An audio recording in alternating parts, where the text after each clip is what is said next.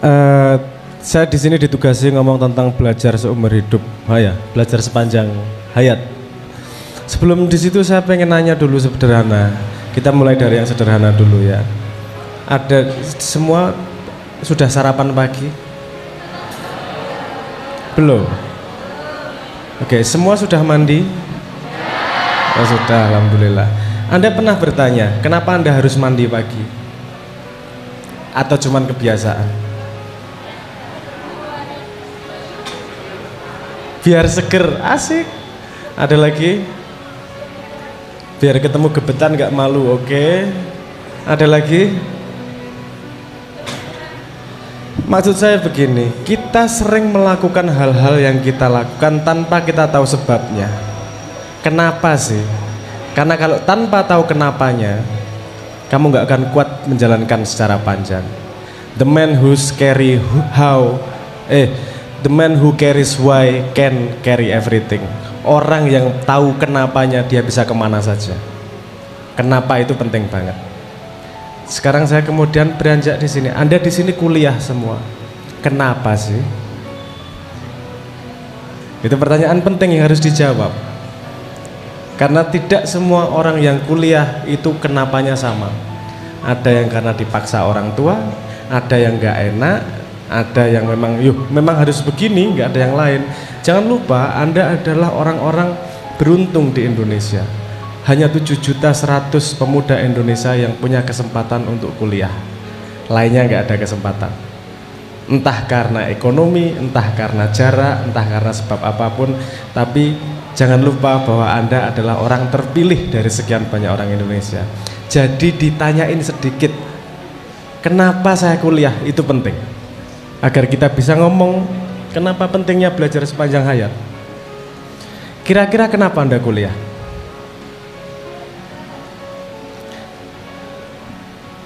Anda sudah kuliah loh ini.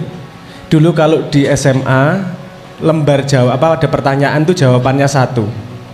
Itu yang merusak mindset. Karena pada semua pertanyaan di dunia jawabannya lebih dari satu. Itu sumber inovasi. Menjawab masalah yang sama dengan cara yang berbeda, itu inovasi. Kita dulu SMA ke bawah dilatih satu pertanyaan satu jawaban, itu yang rusak. Oke, yang harus dipecah lagi salah satunya adalah dulu kita kalau kerjasama nggak boleh, padahal di dunia pekerjaan, di dunia nyata kita harus kerjasama. Anda pernah kalau mau ujian kerjasama? Jawabannya nomor berapa ya? Gitu. Dimarahin, betul nggak? Padahal kalau di ruang kerja Anda perlu nggak kolaborasi? Berarti penting yang namanya kolaborasi. Oke, kolaborasi penting, bukan urusan contek-contekan ya, tapi tahu maksud saya ya. Jangan terhalangi dengan kolaborasi. Nomor 2, semua jawaban terhadap masalah itu banyak. Nggak cuman ada satu jawaban terhadap masalah. Nggak kayak di SD, nggak kayak di SMP, nggak kayak di SMA. Itu sumber inovasi. Tesla sama Toyota sama-sama bikin pesawat, sama-sama bikin mobil. Skunkworks sama Boeing sama-sama bikin pesawat. LG sama Samsung sama-sama bikin TV. Inovasinya adalah bagaimana mereka memecahkan masalah yang sama dengan cara yang lebih efisien, cara lebih efektif. Di situ inovasi.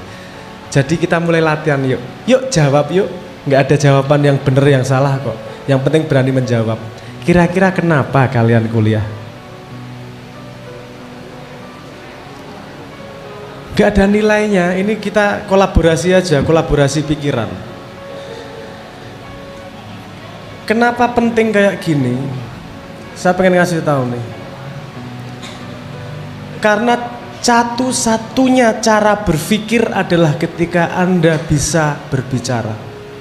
Kalau Anda cuma bayangin sendiri itu gak berpikir itu. Berpikir adalah kemampuan mereformulasi simpleks menjadi kompleks. Kemampuan mereformulasi sesuatu untuk bisa disampaikan kepada orang lain. Itu namanya berpikir. Kenapa kita perlu berpikir? Agar kita tidak kecemplung lubang yang sama. Saya ngajak berpikir sederhana. Ada nggak yang berani ngasih jawaban? Kira-kira kenapa Anda kuliah? Sederhana loh ini. Angkat tangan. Angkat tangan. Teriak mas. Mencari relasi. Sip. Ada lagi?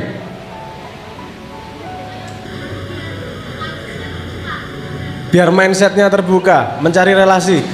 Mana yang benar? Benar semua kan? Oke, nggak masalah. Ada lagi? Cari jodoh ya nggak masalah, nggak ada yang salah kok. Hah? Mengupgrade diri, menarik. Oke, sudah mulai mengerucut. Apa lagi? Ada lagi? Pengen tahu rahasia evolusi. Ngeri Jo, apik Jo. Tanya sama Von Bertalanffy, tahu nggak itu? Langsung tak kasih tahu kamu namanya. Von Bertalanffy adalah orang yang membangun teori evolusi. Dia membangun pertama sebuah mekanisme yang namanya system thinking. Ngerti aku walaupun duduk wong biologi. Karena self learning terus-terusan. Cari Von Bertalanffy kalau urusan evolusi. Oke. Anda sekolah dan hidup itu intinya satu. Menginvestasi dirimu sendiri, mengupgrade diri, mencari relasi, mengubah mindset. Apa artinya? Anda berinvestasi pada dirimu sendiri. Karena kalau kamu nggak investasi sama dirimu sendiri, jangan harap orang lain mau investasi sama dirimu. Paham logikanya ya? Jadi pertanyaannya, seberapa banyak kamu perlu investasi pada dirimu sendiri? Sebanyak-banyaknya. Karena semakin kamu berinvestasi pada dirimu, dirimu semakin berharga. Betul nggak? Semakin Anda berharga, semakin Anda akan diinvestasi oleh orang lain, bahkan diinvestasi oleh sosialmu. Jadi sekolah adalah salah satu cara untuk berinvestasi pada dirimu sendiri. Walaupun bukan satu-satunya cara. Betul nggak? Investasi kalau kamu pengen tahu cara cebok paling efisien itu nggak ada di sekolah. Tapi penting itu. Anda cebok pakai tangan kanan atau tangan kiri? Tangan kirinya di depan atau di belakang? Ada mazhab berbeda yang nggak tahu satu sama lain dan dua-duanya merasa benar. Nggak penting mana yang benar, yang penting outputnya adalah bersih. Oke. Nomor satu poinnya itu tadi. Penting untuk investasi pada dirimu sendiri. Kestabilan psikologi, kemampuan metakognitif, keilmuan itu sendiri, relasi, kemungkinan mindset, semua investasikan pada dirimu. Karena dirimu yang semakin banyak isinya akan semakin dihargai oleh masyarakat luas. Oke, nomor 2. Ketika Anda investasi, Anda punya modal dasar yang paling penting yang semuanya sama. Modal yang terbatas. Apa itu namanya? Waktu. Setiap orang modal waktunya sama atau enggak? 24 jam, betul enggak? Anda mau kaya, Anda mau miskin, Anda mau laki-laki, mau perempuan, mau jelek, mau ganteng, satu hari modalmu 24 jam. Orang yang bisa memanfaatkan modalnya untuk menginvestasi dirinya, dia akan paling dihargai dan dibutuhkan oleh lingkungannya. Entah itu bentuknya pekerjaan, entah itu bentuknya konsultan, entah itu bentuknya periset apapun, tapi pasti Anda lebih dibutuhkan oleh masyarakat, oleh sekitar. Yang artinya pada sistem ekonomi modern yang disebut sebagai kapitalisme, kapitalisme tidak selalu buruk. Saya nggak mau belok ke era ekonomi ini, ke area ekonomi, tapi kapitalisme memastikan bahwa untuk hidup di society kamu harus punya sumbangsih tertentu. Kalau kamu nggak punya sumbangsih pada society, kamu tidak punya hak untuk mengambil dari society. Itu ide dasar, paling dasar dulu dari kapitalisme awal-awal, jauh sebelum Milford, baru awal-awal Adam Smith sebelumnya lah. Sekarang ya udah belok-belok nggak keruan, tapi awalnya idenya seperti itu. Maka sekarang saya tanya, Anda investasi diri itu kapan sih? Belajar yang kita pahami ya, oke lah. Ketika Anda bermain, Anda investasi atau enggak?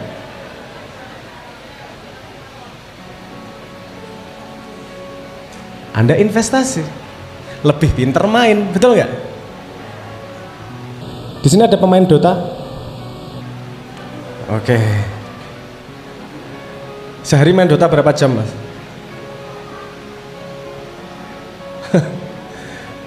Apa? Senang mainnya apa? Support?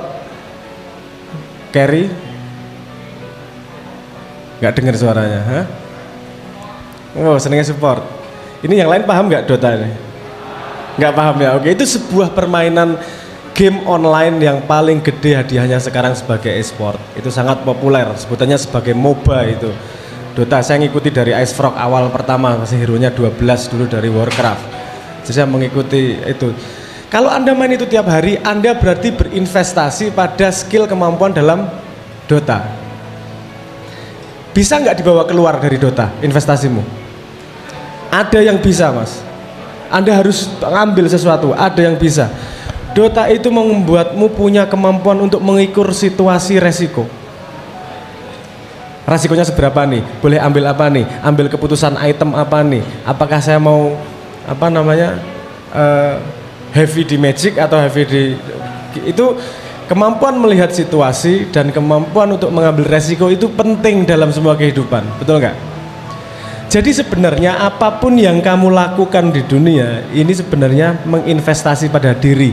Bedanya cuman kamu arahkan atau enggak, kan gitu. Bedanya kamu arahkan atau enggak. Nah, sekarang saya tanya, di sini ada yang punya cita-cita? Saya mau kasih usulan psikologis nih. Di sini ada yang punya cita-cita? Nggak punya cita-cita? Punya? Saya nggak ngomong pekerjaan ya, cita-cita terserah. Usul sedikit. Coba lihat dirimu 5 tahun ke depan jadi apa, tulis.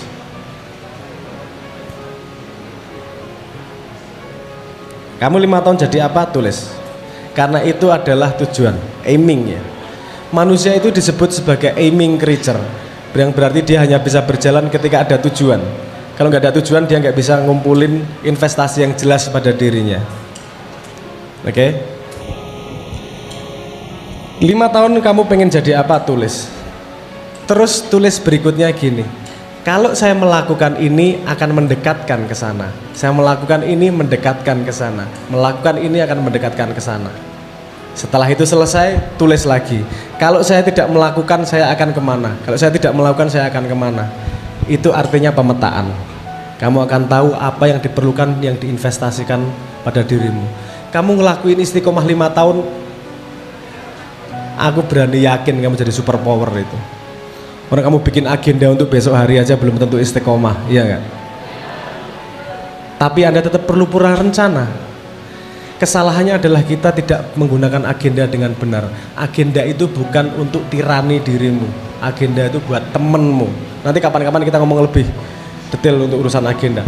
Tapi intinya bahwa sebenarnya kamu tiap hari itu learning. Cuman bedanya apakah learning itu kamu arahkan, apalagi di dunia internet nih. Atensi span anak Gen Z itu sekitar 8 detik. Di sini Gen Z semua ya. Hati-hati, atensi spannya cuma 8 detik rata-rata. Semoga lebih panjang daripada itu teman-teman. Terkebiasaan ngelihat apa? Scrolling. TikTok paling parah Mas kalau TikTok. Twitter itu umurnya bisa 2 hari. Facebook itu umurnya bisa 6, Instagram bisa 2 hari umurnya, umur beritanya. Kalau Facebook itu bisa 6 jam. Kalau TikTok itu 0. Kamu ke feed berikutnya, feed sebelumnya lupa udah. Dan itu disebut sebagai dopamine trick. Saya ngomong gini bisa panjang ini, karena generasimu adalah generasi yang paling dalam tanda petik generasi nggak punya bapak. Kamu nggak belajar Instagram dari bapakmu bukan? Jadi bapakmu nggak bisa ngasih tahu cara pakai Instagram yang benar, ya nggak? Kamu belajar TikTok dari bapakmu? Enggak. Berarti kamu harus menemukan cara efektif biar jangan sampai kemasuk ke lubang yang namanya sosial media. Saya nggak ngomong sosial media buruk. Sosial media punya potensi yang besar untuk kita bisa saling belajar. Cuman kadang-kadang kita tidak tahu masuk main ke situ hanya karena ditriki, bukan karena kita pengen belajar benar-benar. Jadi itu perlu perhatikan. Nah, satu lagi gini, keadaan yang Anda beda sama sekali dengan generasi sebelumnya. Teknologi informasi membuat informasi berjalan sangat cepat. Informasi sangat banyak. Sebelum zaman internet, informasi sedikit tapi terkurasi. Paham maksud saya? Kamu baca buku, nggak khawatir, pasti benar. Karena terkurasi oleh editor. Sekarang di internet, kamu baca berita, Pasti benar atau enggak kira-kira? Mau saya kasih datanya? Menurut Microsoft Civility Index tahun 2021, 47% isi sosial media di Indonesia adalah hoax, misinformasi, disinformasi. 27% berisi ujaran kebencian. 13% berisi diskriminasi. Hanya sekitar ada 13%-an yang berisi beneran. Nah, harus pinter-pinter memfilter untuk bisa belajar lebih jauh. Karena anak-anak sekarang itu mau belajar apa aja bisa sebenarnya. YouTube itu tutorial buka pintu ada. Tutorial cara pakai caps lock ada. Tutorial cara minum air loh ada. Saya nggak membayangkan orang sebodoh apa butuh tutorial cara minum air. Tapi ada. Artinya informasi tersedia. Problemnya adalah kamu mau tumbuh atau tidak. Gitu ya. Nah, sekarang balik gitu tadi. Kalau kamu sudah mau tumbuh, kamu mau investasi sebanyak-banyaknya terhadap dirimu, sekarang gimana biar efektif dengan waktu yang sedikit? Ini yang mendengarkan semoga menggali lebih lanjut. Dengan informasi yang banyak, ada fenomena yang bernama diminishing return of choice. Semakin banyak pilihan, semakin bingung kamu memilih. Kalau pilihannya cuma satu, kamu komplain. Kalau pilihannya 1000, kamu bingung. Yang terjadi adalah random. Manusia otaknya maksimal, standarnya dia hanya bisa diberi 6-9 pilihan, tergantung IQ-nya. Lebih dari itu pusing, mending ngawur. Makanya dengan segitu banyak informasi yang ada di internet, saya sangat-sangat mengusulkan Anda belajar metodologi untuk repositori ilmu. Agar belajar bisa dicicil. Kayak apa namanya? Bukan belajar itu 3 jam, 4 jam baca buku bisa stres.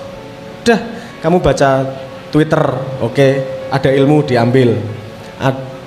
Facebook, oh ada ilmu diambil. Baca YouTube, ada ilmu diambil. Baca buku 3 halaman, ada ilmu diambil. Diambil kemana nih? Pertanyaannya kan gitu. Anda dari SD sampai kuliah disuruh nyatet, Anda pernah ambil pelajaran cara mencatat? Anda tahu berapa teknik cara mencatat? Ada split view, ada color, ada Cornell, teknik Cornell, ada Zettelkasten, bermacam-macam cara mencatat. Dan Anda pernah nggak belajar cara mencatat?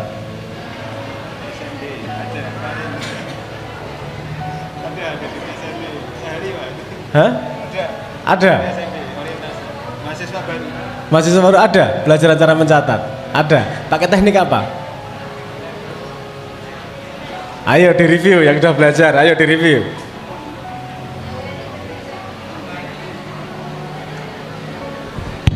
Oke. Saya lanjutkan ya. Agar kita habis ini TikTok ya. Habis ini kita TikTok ya. Saya gelar di apa? Gelar ilmu di Prasmanan. Habis ini TikTok mau yang di mana? Jangan memperlakukan mencatat sebagai arsip ilmu. Kalau arsip ilmu catatanmu 1000, kamu bingung diapain udah. Satu buku full kamu sudah bingung. Buat catatan sebagai snapshot your mind. Nah ini ada metodologinya ini. Sehingga tadi saya ngomong, untuk pinter kamu butuh thinking, untuk thinking kamu butuh conversation. Untuk conversation kamu bisa conversation dengan catatanmu, dengan tulisanmu. Salah satu contoh sederhana di sini yang pakai Facebook lebih dari 2 tahun ada, hampir semua ya. Anda pernah lihat status Anda 2 tahun yang lalu? Anda berkomentar enggak? Gimana Anda melihat diri Anda sendiri?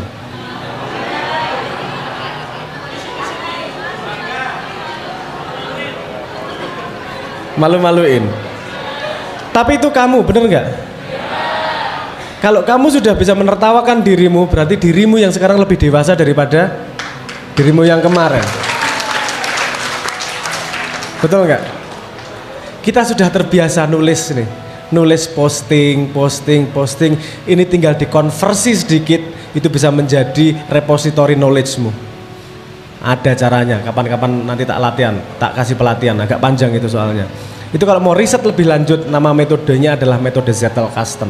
Itu metode paling efektif di dunia modern untuk repositori ilmu. Pernah dengar metode Zettelkasten? Coba cari. Itu metodologi yang dibangun oleh Niklas Luhmann tahun 1960. Dalam 30 tahun dia bisa memproduksi 70 buku dan 600 jurnal ilmiah. Artinya dalam setahun dia bikin 20 jurnal ilmiah. Dengan sangat mudah, hidupnya nggak stres, santai, main terus kemana-mana. Gimana caranya? Bukan urusan jenius, tapi metodologi yang benar. Semakin metodologi benar, hidupmu semakin santai. Tapi belajar jalan terus. Lifelong learning sepanjang hayat bukanlah sesuatu yang mengerikan. Ini sesuatu yang menyenangkan. Cuman belajar metodenya, gitu aja. Kalau sudah tahu metodenya, ini saya melihat internet ini seperti hutan. Dia mengandung banyak ilmu, tapi juga mengandung banyak penyakit. Kalau saya melihat persepsi saya terhadap hutan, hutan itu adalah harta karun luar biasa. Harta karun luar biasa. Kenapa? Manusia sekarang baru hidup 200.000 tahun. Kita melakukan berapa eksperimen untuk menemukan solusi. Hutan itu eksperimen hampir 6 juta tahun untuk menemukan solusi. Solusi masalah yang dihadapi. Jadi banyak penemuan yang nyontoh dari alam yang terjadi di hutan itu. Saya melihat hutan adalah sumber ilmu yang 6 juta tahun belajarnya itu. Kalau kamu bisa menggali.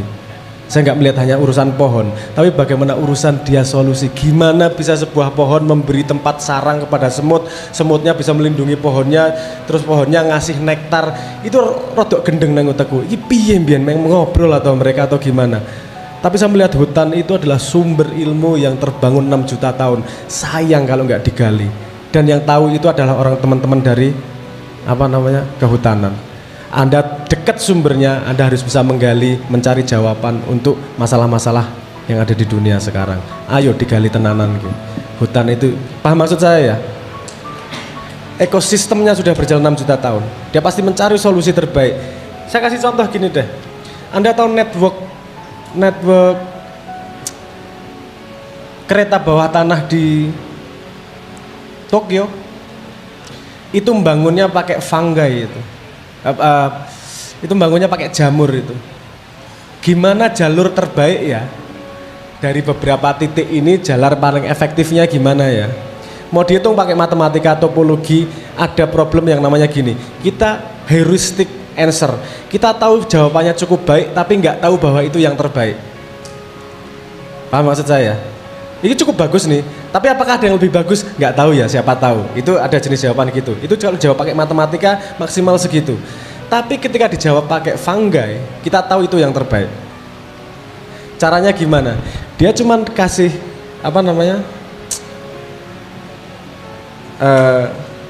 stasiun keretanya itu dikasih makanan kecil tapi ya. Tapi geometrinya sama. Kasih jamur ditaruhin di situ, jereng. Dia membangun jaringan sendiri, terus kemudian membangun jalur tercepat untuk mendapatkan makanan tersebut. Tinggal nyontoh manusia sama alam, karena alam selalu menemukan cara paling efektif untuk memecahkan masalah. Dan contoh alam bekerja paling banyak di mana? Di hutan.